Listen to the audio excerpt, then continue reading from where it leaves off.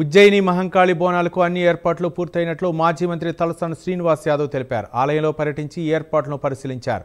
బోనాల్లో భక్తులకు ఎలాంటి ఇబ్బందులు తలెత్తకుండా ఏర్పాట్లు చేశామన్నారు. బోనాల పండుగకు రాష్ట్ర ప్రభుత్వం అందిస్తున్న సహకారం అభినందనీయమని చెప్పారు. ఉపాలయాల్లో బోనాల ఏర్పాట్లకు చెక్కులు పంపిణీ చేసినట్లు మాజీ మంత్రి తలసాని తెలిపారు.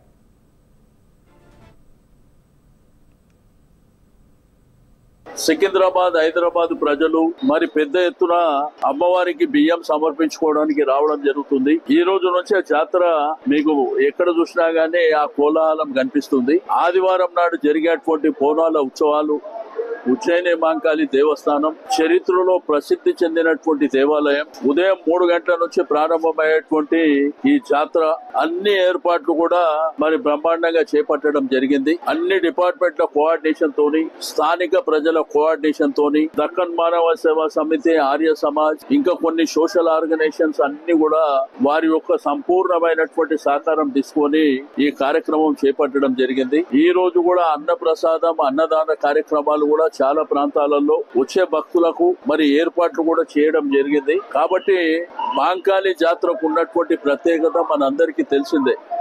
ఎందుకంటే కొన్ని వందల సంవత్సరాల క్రితం నుంచి కలారా వ్యాధి వచ్చి చాలా మంది చనిపోయినటువంటి సందర్భంలో మరి ఈ ప్రాంతంలో ఉన్నటువంటి ఒక రిటైర్ ఆర్మీ ఉజ్జయిని వెళ్లి, కలకత్తా ప్రాంతం ఉజ్జయిని దేవస్థానానికి వెళ్లి కలారా వ్యాధి తగ్గితే ఇక్కడ అమ్మవారిని ప్రతిష్ఠ చేస్తామనేది చరిత్ర చెప్తుంది. ఆ చరిత్రలో భాగంగానే ఇక్కడ ప్రతిష్ఠ చేసిన తర్వాత లక్షలాది మంది అమ్మవారి భక్తుల సమక్షంలో ఈ కార్యక్రమం జరుగుతుంది.